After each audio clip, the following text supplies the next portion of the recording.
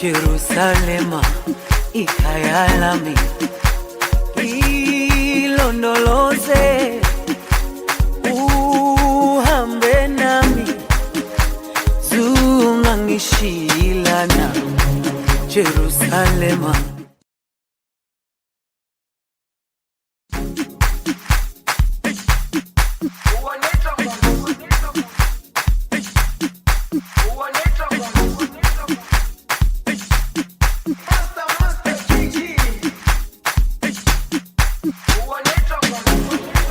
Jerusalema ikhaya lami, ilondoloze uhambe nami, zungangishilana Jerusalema.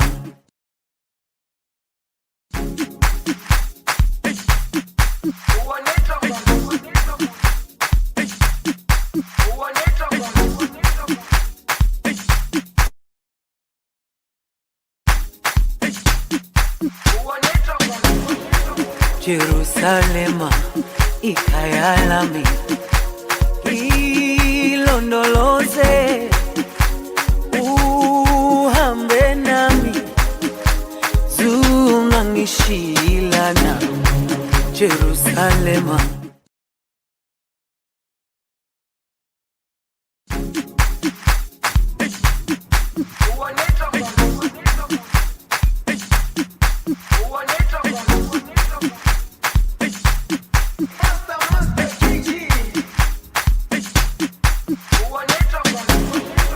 Jerusalema ikhaya lami, ilondoloze uhambe nami, zungangishilana Jerusalema. Então, boa tarde a todos que estão nos ouvindo, que vão nos ouvir agora nessa tarde, ao que ainda vão entrar para assistir mais tarde ou outros dias. Boa tarde a todos. Então, vamos começar mais uma palestra. Essa não é a última da tarde, nós ainda temos às 19 horas, ainda temos mais uma palestra. Agora a palestra, o tema dessa palestra é Infância Negra, não somos todos iguais. Da Sanciarai Yara Silva da Rosa. Falei certo o nome? Certinho. Prazer estar aqui com vocês hoje, compartilhando esse espaço de conhecimento, de compartilhar um pouco sobre as experiências das crianças negras e um espaço de formação que fica para hoje e fica para o futuro também. É uma grande satisfação ter você com a gente. Então, eu vou ler aqui um pouco do currículo da Sanciarai. Então, ela possui ensino médio completo no Colégio Estadual Paulo Leminski, curso de formação de docente 2013. Pedagoga pela Universidade Federal do Paraná, UFPR. Atualmente, mestrando em educação da UFPR, na linha da diversidade, diferença e desigualdade social em educação, atuando principalmente nos seguintes temas: relações étnicos, raciais, feminismo, feminismo negro, formação de professores e educação quilombola.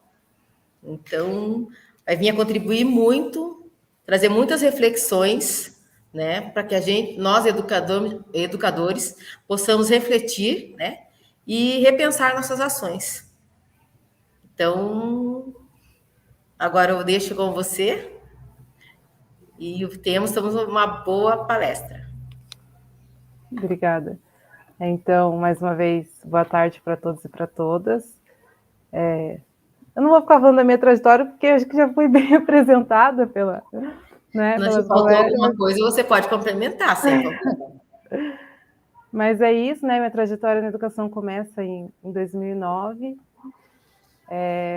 Eu faço curso de formação de docentes, depois ingresso na pedagogia, e na pedagogia eu começo a pensar um pouco nas discussões voltadas para as relações étnico-raciais, e também passo por um processo de descoberta muito intenso, né, no meio do caminho, com a minha orientadora, também faço parte do grupo de pesquisa Joana de Andrade, e é um grupo que tem ali na sua formação mulheres negras e pessoas quilombolas, então acho que a partilha também ali é muito intensa nesse sentido.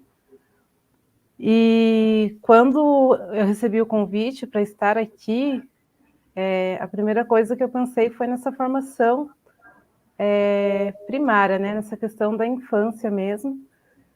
E aí a provocação, eu até fiquei muito se eu colocaria infância, né, que a gente sabe que tem toda uma discussão em relação a isso, mas eu acho que quando eu coloquei foi justamente para fazer essa provocação, de como a gente ainda pensa a infância negra como algo unitário, né, como algo que, como se ela não tivesse singularidades, como se ela não tivesse ali as suas próprias questões para ser discutida e ser avaliada, e que é mais ou menos essa provocação que eu tento fazer hoje com vocês. Você consegue projetar para mim?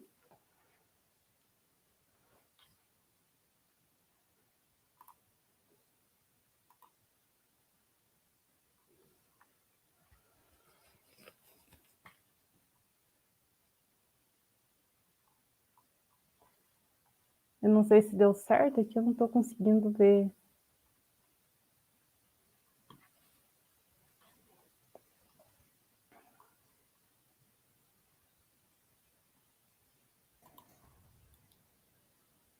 Consegue visualizar? Não, aqui aparece preto, não sei se o pessoal de casa está conseguindo ver. Deixa eu dar uma olhadinha aqui.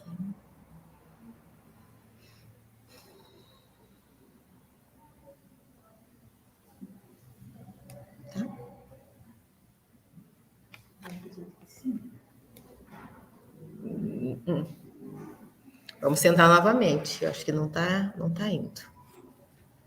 Não tá indo.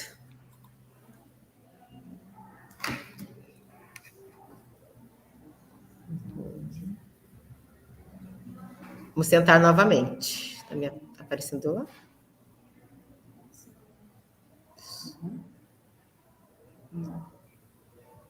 Apareceu.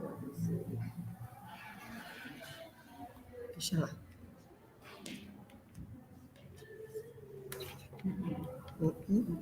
Agora está aparecendo. Aparecendo?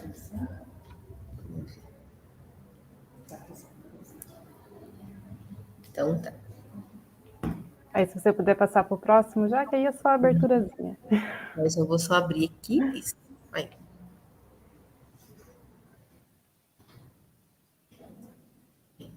É demais. Aí. Bom, e aí uma questão que eu sempre me deparo, né, quando a gente vai conversar um pouco sobre as relações étnico-raciais, as perguntas que sempre surgem, né, sobre o que é racismo, se a gente deve falar abertamente sobre o racismo na escola, e aí eu sempre faço essa devolutiva, né? Se a gente vai falar sobre racismo na escola, então de qual racismo exatamente a gente vai falar? Né? Qual tipo de racismo a gente vai debater? Porque o racismo ele também não vai se manifestar de um só jeito, né? Ele tem várias formas de se manifestar. E aí também existe uma outra questão, que a gente começar a encarar o racismo como uma doença social. Eu acho que esse é um ponto principal, né? Entender que a gente é uma sociedade doente na sua estrutura, na sua formação. E aí, se conseguir passar para o próximo.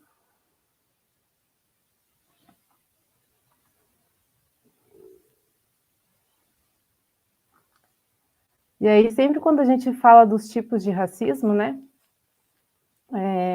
Essa diferenciação, a gente precisa entender que o racismo institucional ele também é uma forma de manifestação, né? Então, ele vai acontecer, vai se manifestar tanto na esfera pública quanto na esfera privada. E isso faz com que negros, indígenas, imigrantes não brancos sejam preteridos em relação à saúde ao tocante na educação, segurança, né? E acabam se tornando alvos ou sendo pessoas negligenciadas. E aí, quando a gente pensa na questão da educação mesmo, é até pensar na questão do próprio acesso à educação, pensar na relação de trabalho das mulheres negras, né? Onde é que estão seus filhos enquanto elas trabalham? Então, começar a encarar mesmo essa questão, pensar desde o acesso à permanência das pessoas negras dentro do sistema educacional. E aí, outra forma de racismo é o racismo estrutural. E aí eu acho que é importante a gente aprofundar um debate que é essa falsa ilusão de que a gente vive numa democracia racial, onde negros, brancos, indígenas vivem em harmonia, onde não existe diferenciação, mas que nitidamente nessa estrutura a gente consegue ver, né, diferentes camadas sociais e econômicas, diferentes relações de trabalho, diferentes relações de estar em um determinado lugar, como é que isso vai, então, se manifestando no cotidiano brasileiro, né? Quem são as pessoas que conseguem ter acesso à cultura, quem são, pensar um pouco nessa relação de oportunidade, quando você entra numa universidade, qual é o número de relação de pessoas negras com a relação de pessoas brancas, né? Dentro desses espaços de poder, principalmente, pensar, então, até na própria política, como é que isso vem se constituindo, quais são as políticas públicas voltadas para a população negra em si. E aí, a gente também vai perceber muito fortemente essa estrutura no processo de encarceramento em massa, né? Percebendo que a maioria das pessoas apenadas hoje são negras e pobres, e que isso é uma questão histórica, isso já se tornou cultural, né?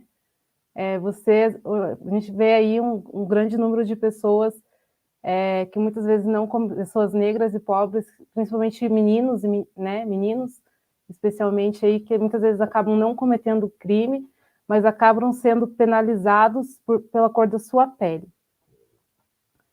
E aí, um ponto, entre aspas, interessante, né, em relação ao racismo estrutural, é que ele é naturalizado, né? Ele naturaliza aquilo que não é natural.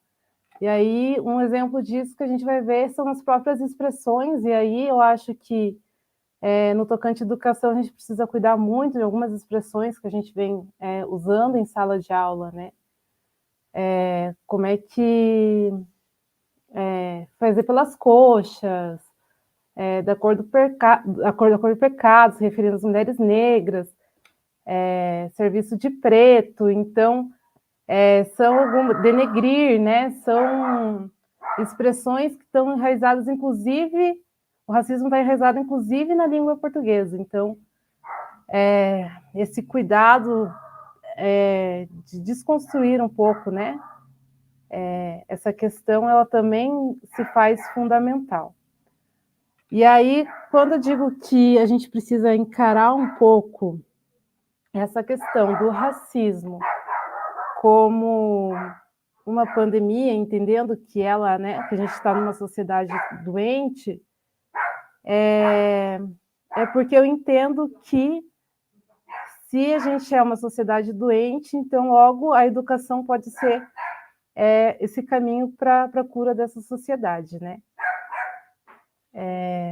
Gente, desculpa o cachorro aqui, que ele está meio doidinho, mas está tudo certo.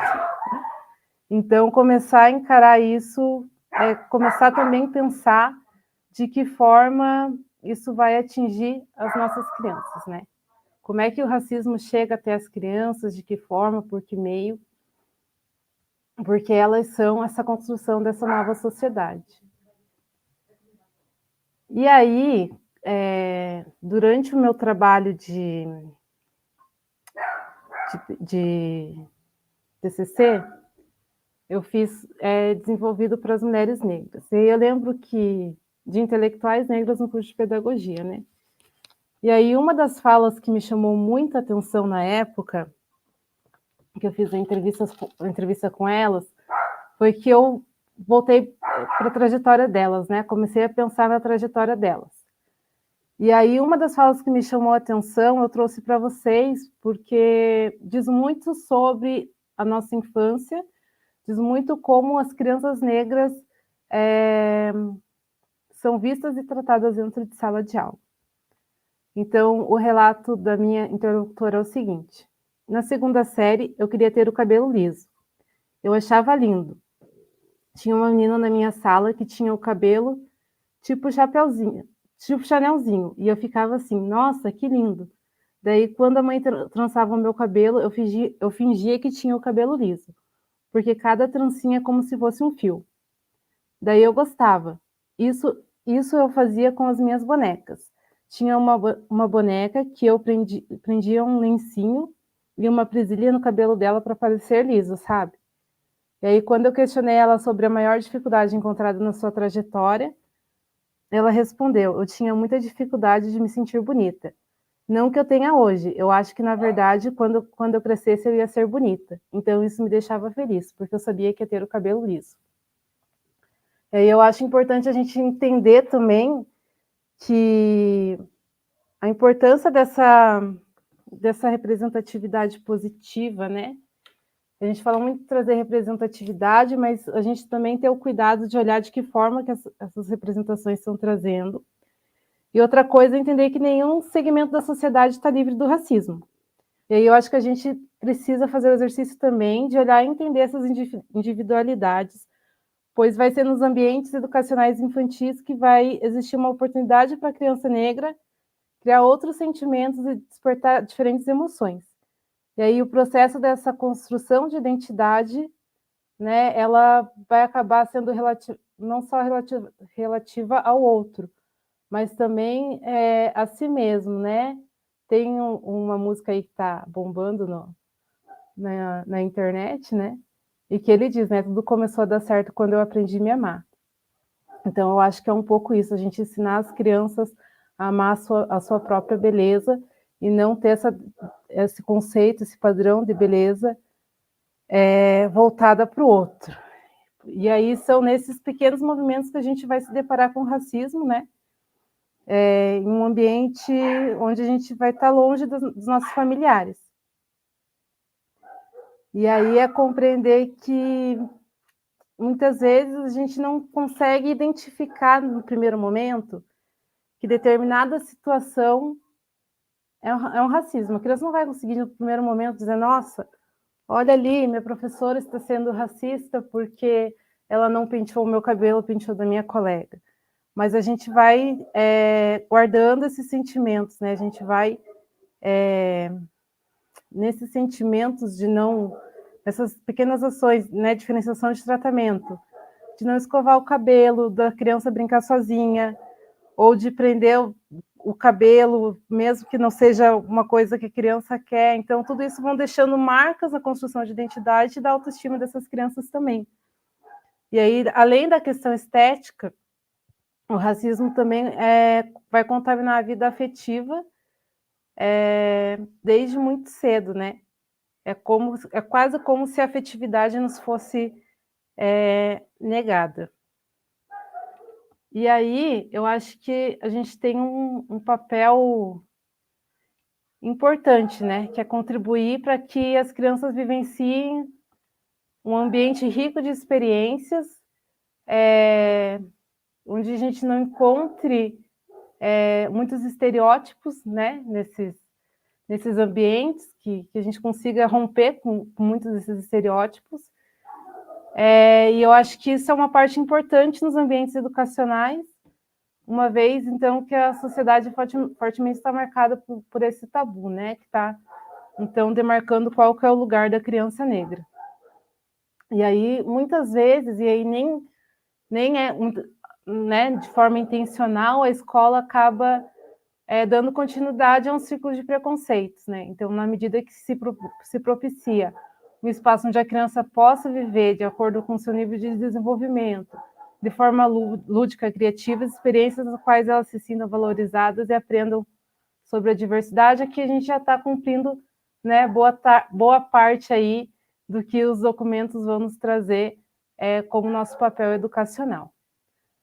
E aí uma questão que também sempre me surge é qual é o papel, qual é o lugar da criança negra brasileira, né? Então, acho que o nosso desafio é justamente construir essa identidade positiva dessa infância numa sociedade extremamente racista, né? Uma sociedade que coloca o ideal de embranquecimento muito fortemente, né? Como um ideal de beleza. E aí outra questão também que surge muito, e essa é uma questão que eu me fiz há um tempo atrás e eu ainda não consegui responder, se alguém conseguir me responder, né? Como é possível se curar das marcas do racismo sem acolhimento afetivo daqueles que nos cercam? Então, como é possível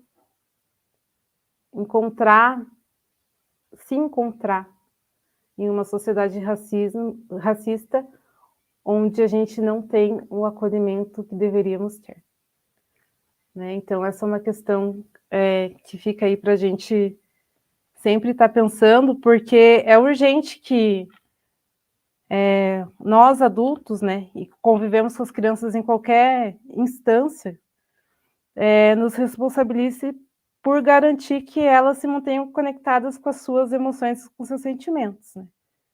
Então, isso implica também em escutar a criança e não ignorar seus sentimentos, não ignorar aquilo que eles estão falando, né? Esse movimento de escuta, ela é importante. Quando a criança diz que se sentiu excluída, é importante que a gente escute essa criança e acolha ela de fato.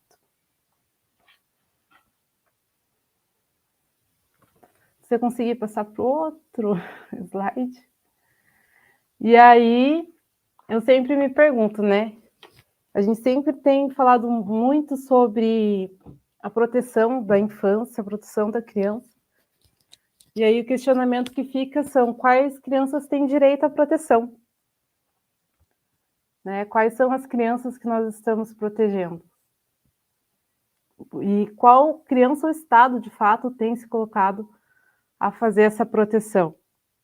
Né? Então, acho que é um momento de pensar na criança negra como uma categoria política de proteção.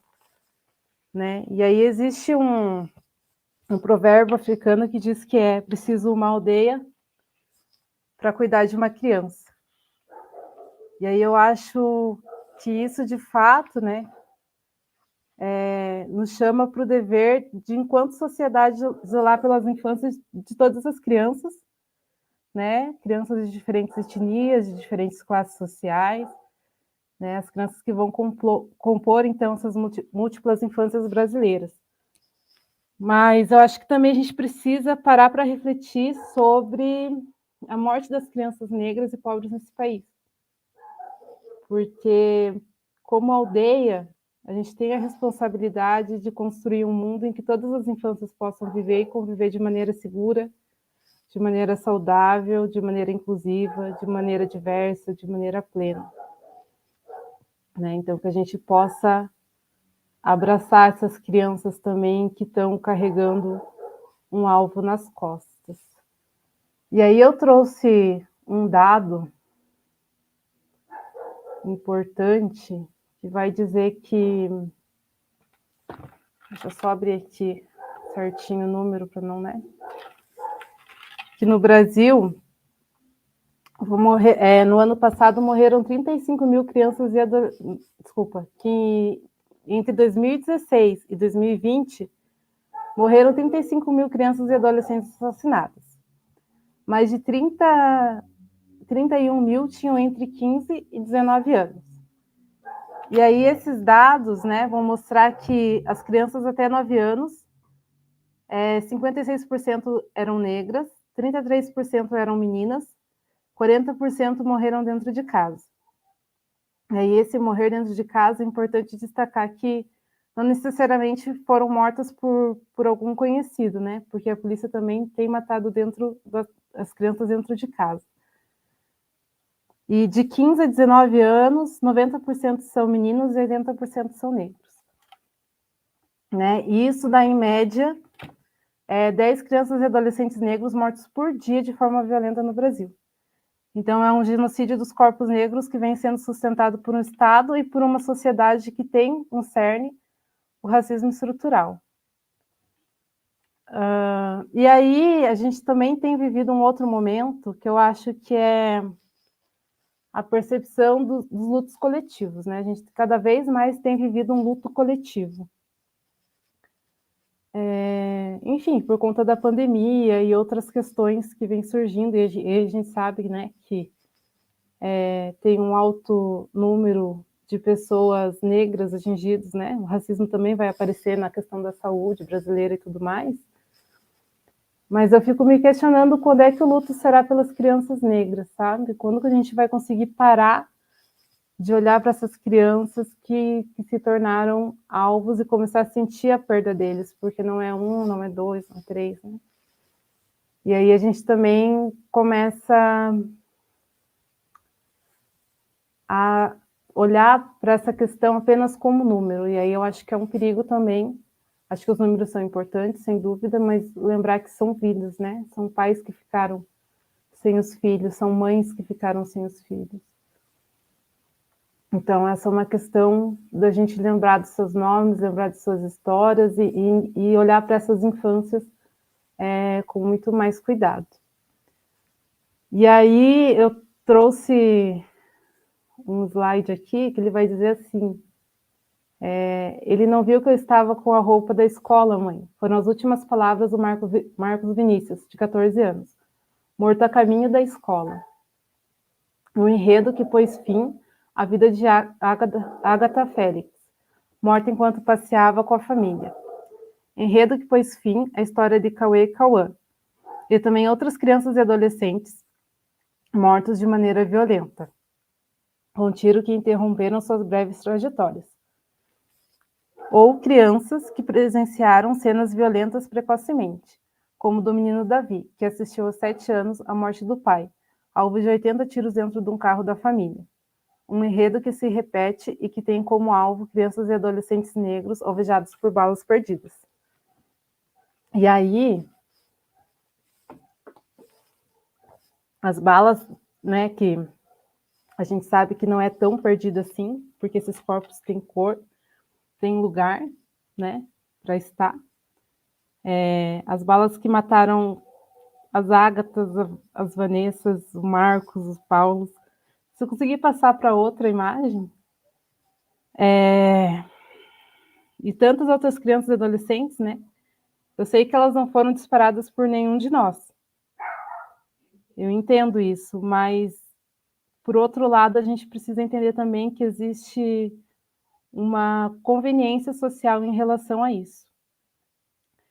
E aí eu acredito que enquanto a gente está vivo, a gente tem capacidade de mudar o curso do olhar, né, para a vida, a forma que a gente vê, enxerga a vida e constrói essa sociedade.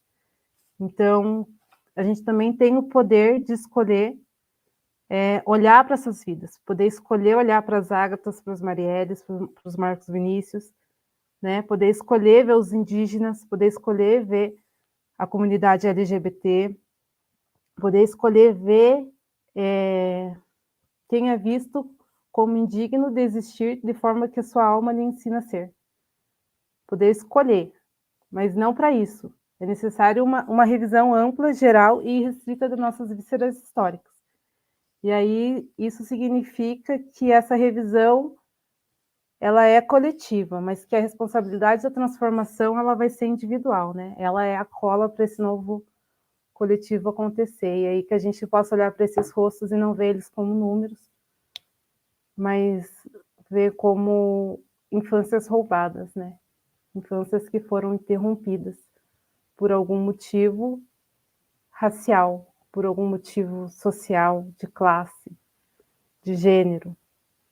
E aí eu acho que esse é um movimento que a gente precisa fazer cada vez mais, né? E aí, como a gente está pensando nessa infância como uma categoria política, como uma categoria de proteção, né? Eu fui um pouquinho buscar o Estatuto da Criança e do Adolescente.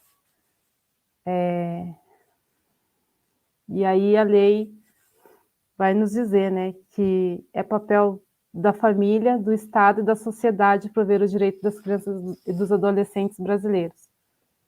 E aí a gente precisa entender que as crianças pretas e pobres também estão incluídas nessa máxima, que é preciso exigir justiça e reconhecer que o racismo mata e tem matado muitas crianças e adolescentes pobres e pretos. Não há como falar de infâncias sem considerar os atravessamentos sociais de classe, territoriais, de gênero e raça. Crianças e adolescentes que não vivem e principalmente não morrem ou são mortos da mesma forma. E aí o racismo, esse mesmo racismo é o racismo que nos ensina que as crianças negras não possuem infância, né? Que elas passam a ser, entre aspas, menores ou qualquer outra classificação que coisifica essa infância. E é preciso ter em conta que a escola brasileira parte de uma história secular e de uma sociedade que que as diferenças são pouco valorizadas. Então, acho que a gente precisa encarar essas diferenças não como algo ruim, né, mas como algo que vai enriquecer o espaço educacional e entender que esse espaço educacional ele está ligado à sociedade, né? Não tem como a gente colocar em caixinhas a família aqui, a escola do outro lado, a sociedade, né, os outros espaços da sociedade em outro campo, porque a criança ela vai transitar e vai aprender em todos esses espaços que ela está andando. E aí a questão né, que eu coloquei que não somos todos iguais, é pensar nessa questão do não somos todos iguais, no sentido das oportunidades de acesso às possibilidades da população branca e não branca no Brasil. E aí, quando a gente para fazer um comparativo, a gente vê que nós, né, não somos todos iguais. Ou melhor, não estamos todos iguais, né, em pé de igualdade. E aí tem um livro da Bell Hooks, que se chama Ensinando a Transgredir, que eu li a primeira vez na disciplina da professora Carolina, que foi a minha orientadora e que me ajudou nesse processo de entender as relações étnico-raciais do Brasil. Mas eu li esse livro na disciplina que, na época, era a única disciplina ofertada pelo meu curso para discutir as relações étnico-raciais e educação. E aí isso me fez pensar muito sobre o processo de formação de professores no Brasil e a manutenção de poder. Porque sempre é sempre importante a gente pensar por que a gente só estuda um lado da história, né? E esse processo ele é um processo de descolonização. É fundamental para a gente pensar numa nova educação, né? Para a gente parar de para a gente conseguir entender melhor os processos sociais dentro do ambiente educacional. E aí, Paulo Freire, né, na Pedagogia do Oprimido, ele diz uma frase que eu gosto muito, que ele fala como professor, não me é possível ajudar o educando a superar a sua ignorância, se não supero permanentemente a minha. E aí, quando ele traz essa questão, né, ele me toca muito no sentido de que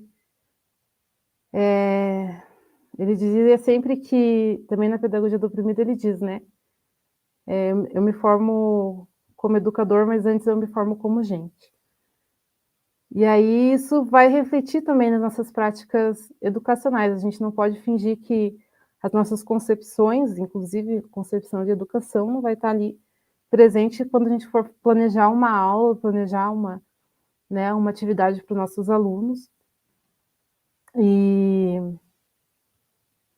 esse processo, ele é um processo que ele também não pode se limitar a uma determinada data, né? Ele não pode se limitar ao 20 de novembro, é uma discussão que tem que ser permanente na escola. Então, quando ele fala que ele supera, ele, né, superar a ignorância permanentemente, é justamente esse movimento de estar permanentemente discutindo as questões de diversidade dentro do ambiente educacional também. E aí, descolonizar os currículos é uma tarefa fundamental para que a gente possa criar um ambiente democrático nas escolas. Né? Quando os adultos não discutem os conflitos raciais que estão instalados ali, quem paga a conta são as crianças. Precisamos urgentemente iniciar um movimento de descolonização, pois essa colonialidade do poder criou uma divisão não só racializada, mas também de saberes, que afeta diretamente a concepção da educação que temos, da qual estamos implementada desde a formação dos agentes educacionais, impossibilitando que, na maioria das vezes, uma visão ampliada do que seria uma educação libertadora, que possibilite não apenas os indivíduos perceberem as estruturas sociais que nos colocam como subalternos, mas também o rompimento dessa estrutura colonial hegemônica, criando assim uma pedagogia que, além de libertadora, seja crítica, decolonial e que esteja enraizada nas praxes educacionais antirracistas. Precisamos, mais uma vez, como Paulo Freire disse, nos movermos como os educadores, mas primeiro como gente, pois a educação formal é indissociável das realidades sociais. E aí eu acho que esse movimento, né, de olhar para o espaço educacional, sempre me pergunto assim, mas como é que eu ensino isso, como é que eu tenho uma atividade que você possa me passar para eu aplicar na escola. E aí eu sempre digo que cada turma é única, cada escola é única, cada aluno é único, não existe uma fórmula. A única fórmula que existe é a gente olhar para as nossas questões, né, individuais e coletivas, e começar a romper e discutir, colocar em pauta, a pensar nessas questões da formação de professores, a pensar nessa questão não como um julgamento, né, do outro, mas como uma desconstrução social coletiva que a gente precisa fazer urgentemente para conseguir abraçar não só as infâncias, mas todas as vidas negras. Né? Quando a gente fala que vidas negras importam, não é que a gente está dizendo que vidas brancas não importam, é que a gente está precisando olhar urgentemente para essas vidas, porque essas vidas estão sendo mortas pela cor da sua pele. Então, isso é uma questão muito séria. Né? A gente pensar não só nas crianças que são alvos, mas que também são vítimas dessa violência direta e indiretamente, que também estão perdendo seus pais, também estão perdendo suas mães, seus familiares. Então, entender que isso também vai estar na sala de aula. Como é que você vai lidar com uma criança que perdeu o pai, vítima de 80 tiros, dentro de um carro, num passeio de família? Então, como que a gente pode abraçar essas infâncias, né? E como é que a gente pode trazer um novo currículo, como é que a gente pode trazer novas atividades, novos olhares para aquilo que já está posto, como é que a gente, né? Então, acho que essas formações, elas são necessárias justamente para romper com esse racismo, e como eu disse, a educação, ela acaba sendo esse caminho de cura. Né? Ela acaba sendo esse caminho de cura não só para o futuro, mas ela acaba sendo esse caminho de cura para o hoje. A gente tem urgência, né? A gente tem urgência de discutir essas relações não só em novembro. Eu entendo toda, né, a simbologia que tem de novembro, mas a escola ela precisa cada vez mais ir incorporando e naturalizando essas questões, né? Para que ela não seja um tabu, que a gente possa olhar para um livro didático e conseguir ser crítico em relação ao desenho que está sendo colocado ali, né? Os estereótipos que aquilo está carregando, a forma que os conteúdos vão lidar com a escravidão no Brasil, por exemplo. Então, esses são processos que a gente vai construindo, e aí essa frase da Bel me chamou muita atenção, né? que ela coloca assim: estava na cara que a mudança não seria imediata, mas havia uma tremenda esperança de que o processo que havíamos desencadeado levasse à realização de um sonho da educação como prática da liberdade. E é isso, entender que que tudo é um processo de construção e desconstrução. Então, eu me desconstruo para poder me construir com uma nova perspectiva. Então, que vocês possam, no ambiente educacional, escutar não só os seus alunos, mas os seus colegas negros. Que essa discussão não seja um tabu, sabe? E aí, acho que tinha mais um, não sei se tinha mais um slide. E que vocês possam também acolher, né? Eu acho que o acolhimento também é importante a gente pensar nos impactos psicológicos do racismo, né? E aí é isso, eu acho que com base com o que vocês já viram, eu fiquei pensando muito se eu ia trazer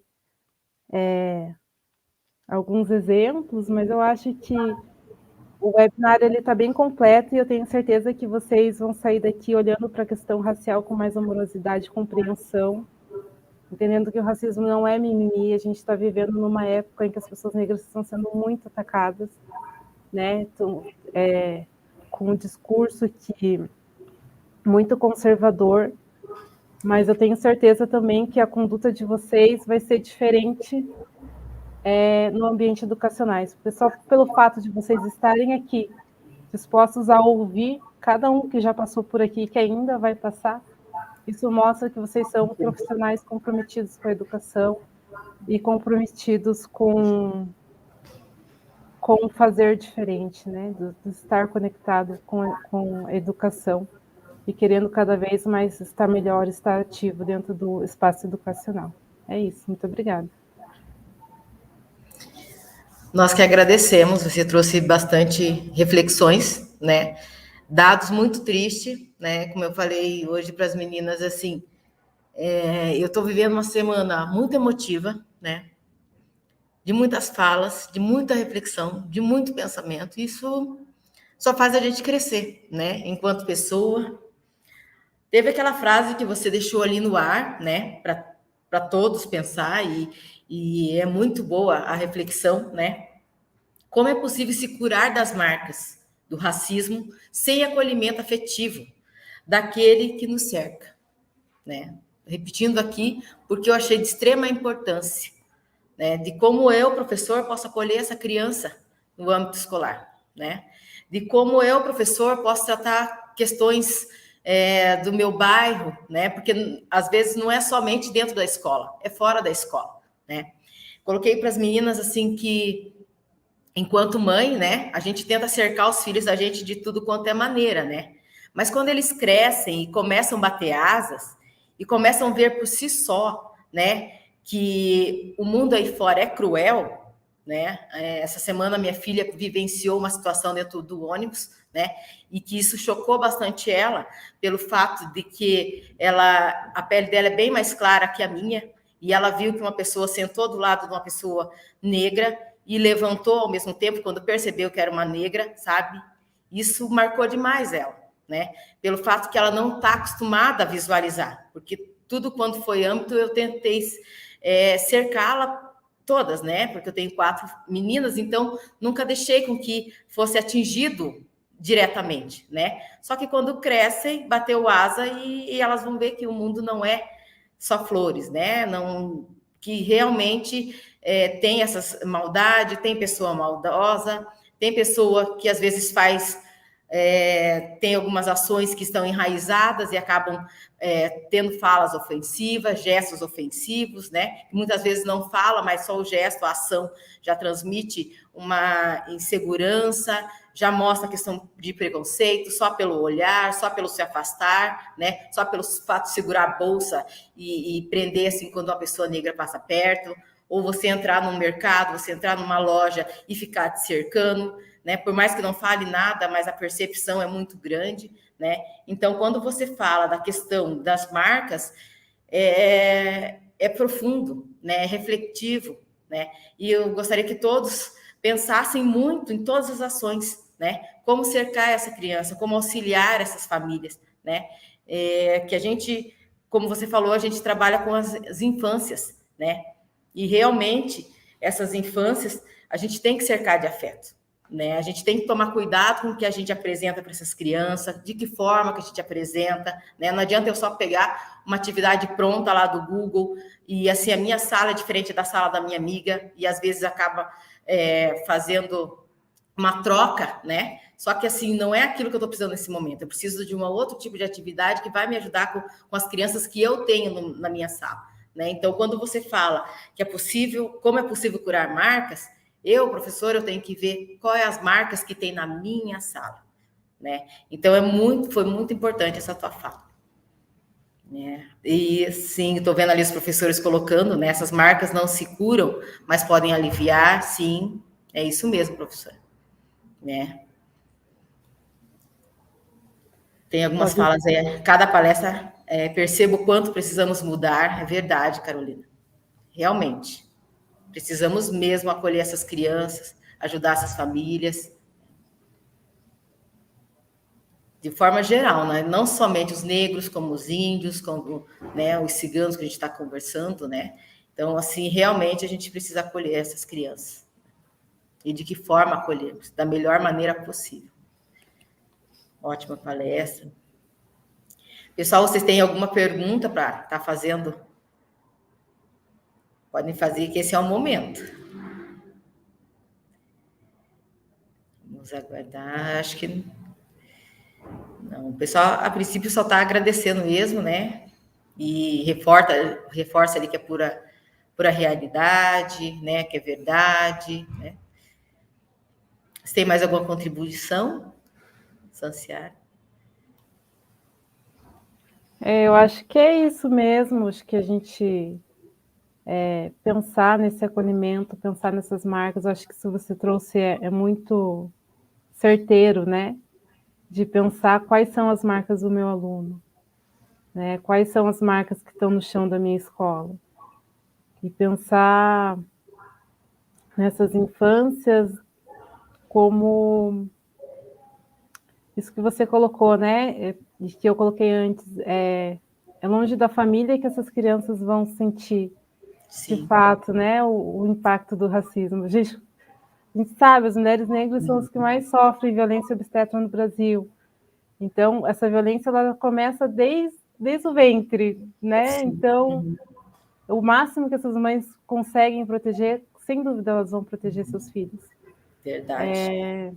Mas também cabe à escola ser uma rede de proteção, né? Cabe à escola ser engajada nessa luta antirracista.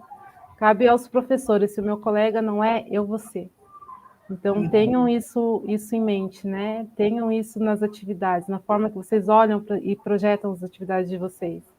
De que forma eu consigo acolher esse meu aluno para a vida? De que forma eu posso dar ferramentas para que ele identifique o racismo e que ele consiga se colocar diante de uma situação racista? Né? Como sua filha né? Como ela conseguiu perceber que aquilo era uma ação racista, porque provavelmente você ensinou a ela como que o racismo se manifesta, então que a gente consiga ensinar isso. Que a gente também consiga ensinar as crianças brancas que a diferença não é algo ruim, né? Que o seu colega negro também precisa de um abraço muitas vezes, não é só a criança branca que precisa de um abraço, que precisa de um olhar voltado para esse acolhimento, né? Cuidar com gestos, cuidar com as falas. Eu acho que aquilo que eu falei é um processo de desconstrução e construção. Então, essas marcas, isso que vocês colocaram, né? A marca não se cura, sem dúvida ela não se cura. Mas a gente pode aprender a lidar com essas marcas. A gente precisa ensinar as crianças a como processar essas marcas, para que isso não se torne algo que ela guarde para si, que ela não saiba lidar depois.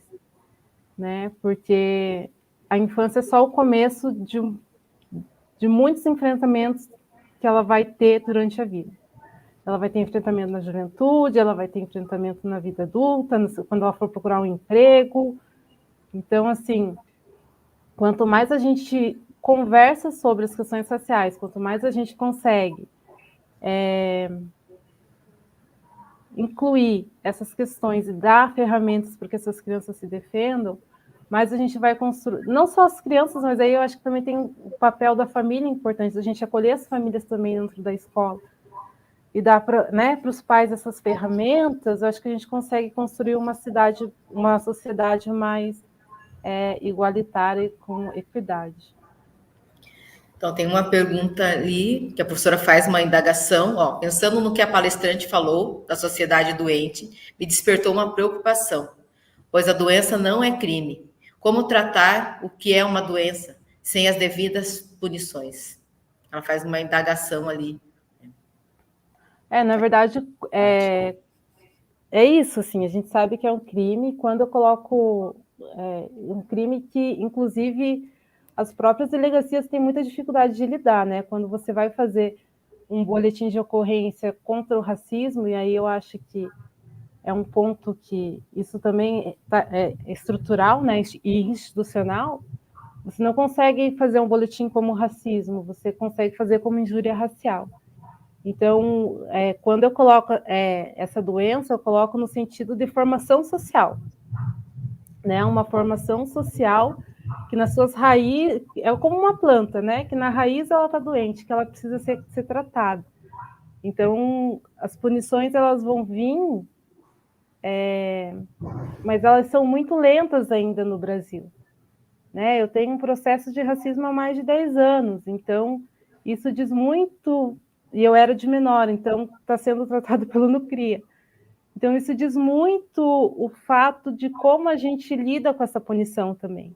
Essa punição ela só é rápida para os negros quando é ele o acusado, não quando é ele a vítima, né? Então, se a gente ficar esperando só a punição vir, ela não vai vir de forma rápida, mas quando a gente vai para a sala de aula e debate as questões e dá ferramentas de defesa, como a gente estava falando, aí eu acho que a gente tem um processo de cura, e aí um processo de cura daqueles que sentem a dor do racismo. Eu acho que é um processo que ele é necessário para quem está sentindo essa dor, porque é isso que vocês falaram, só quem já foi seguido pelo segurança, que não conseguiu ficar um segundo sozinho no corredor para comprar um negócio, sabe o quanto isso é dolorido, né? Só quem não teve ninguém que sentou do seu lado no ônibus, mesmo com o ônibus lotado, sabe a dor do racismo, né? Quem teve seu cabelo comparado com um bombril, sabe a dor do racismo, né? E outras 1000 situações que a gente passa o tempo inteiro. Então, o racismo, ele é um elefante no meio da sala que está todo mundo usando venda não querendo ver. E a gente vai esperar uma punição que talvez ela não venha de uma forma educativa. E aí eu também acho que é um outro ponto que a gente tem que pensar. Né? Qual que vai ser a punição se a pessoa pagar uma cesta básica? Educa ela de que forma? Né? Então, pensar também como a gente tem usado essas punições, né? Também é importante, que nem tudo necessariamente precisa ser por um caminho de dor.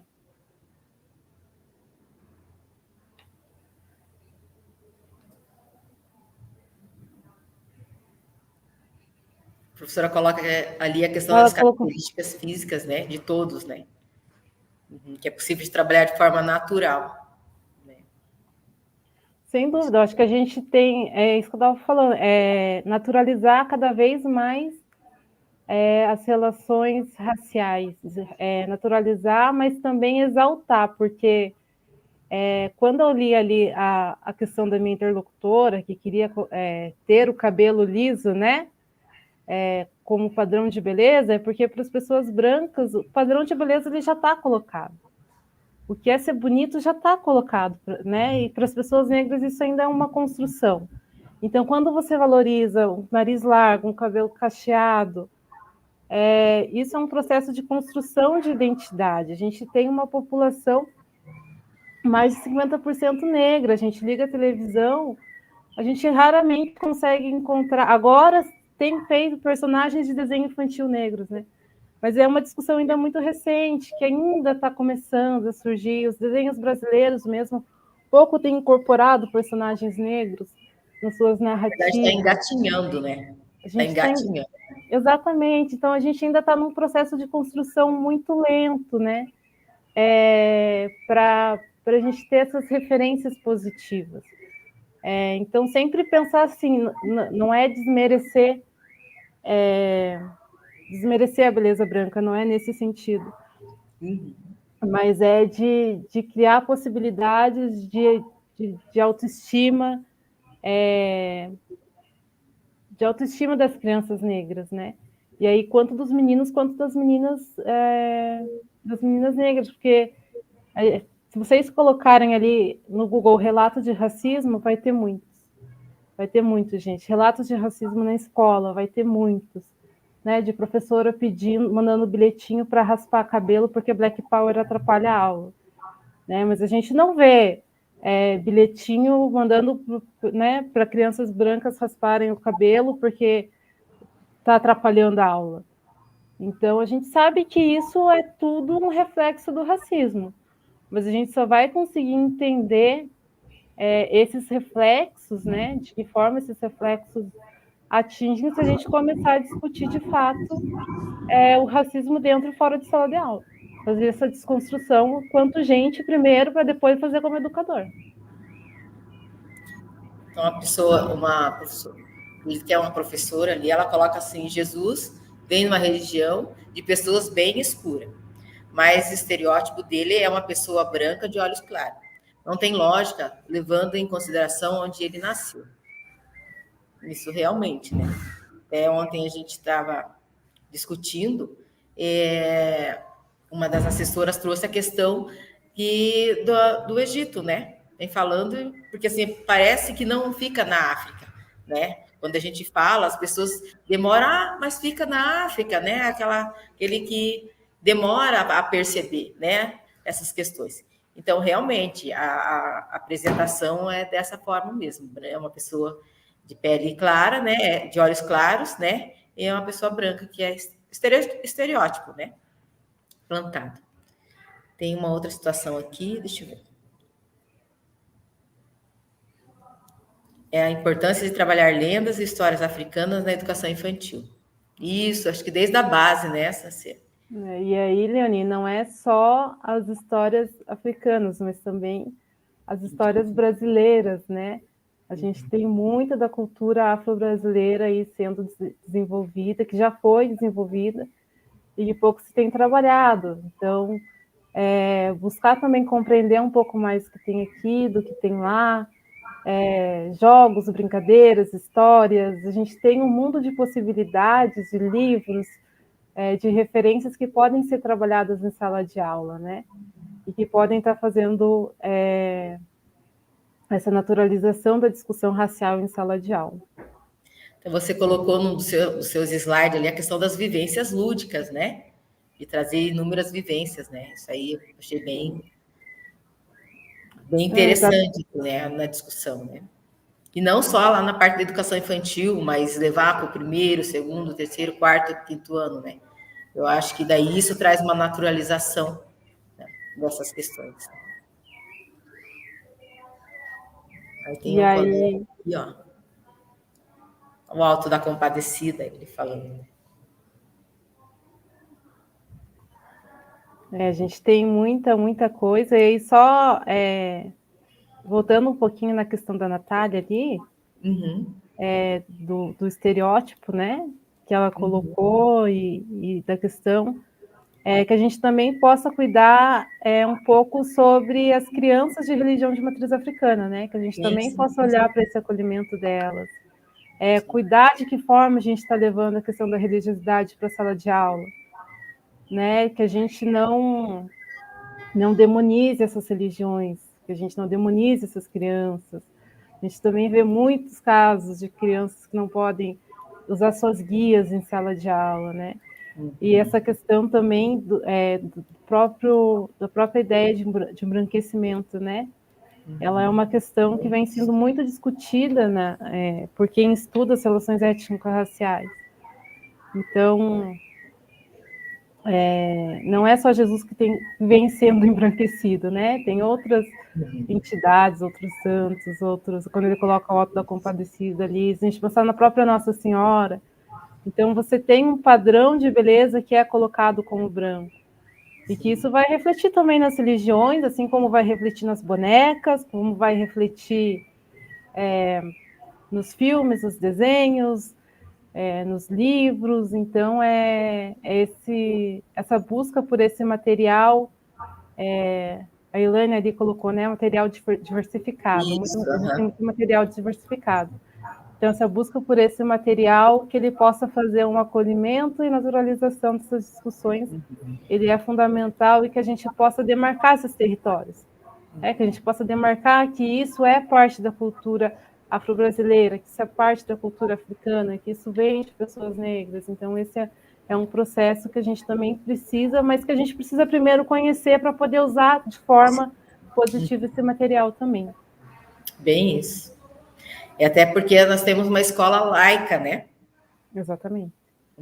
E que a gente, né, que a gente não deve levantar bandeira nenhuma, né? Então, eu, enquanto professor, tenho que pensar nessas inúmeras questões, que se eu falo de uma, eu tenho que falar de outra, e de outra, né? Eu não posso simplesmente frisar, né, uma única etnia ou única. Mas, assim, não estou vendo perguntas no chat, né? Eu acredito que você conseguiu passar uma reflexão, uma boa reflexão para todos, né? Então, fico muito agradecida, mais uma vez, aí, pela sua disponibilidade de estar compartilhando o seu conhecimento com todos, né? Se você tiver mais alguma consideração, senão daí a gente vai ficando por aqui. Só isso, agradeço a todos que ficaram, que assistiram, e a gente se encontra na luta, né? Qualquer coisa, só chamar, que estou sempre disponível para tirar qualquer dúvida, qualquer questão, conversar, trocar, né, ideias, a gente está aí para isso. Muito obrigada.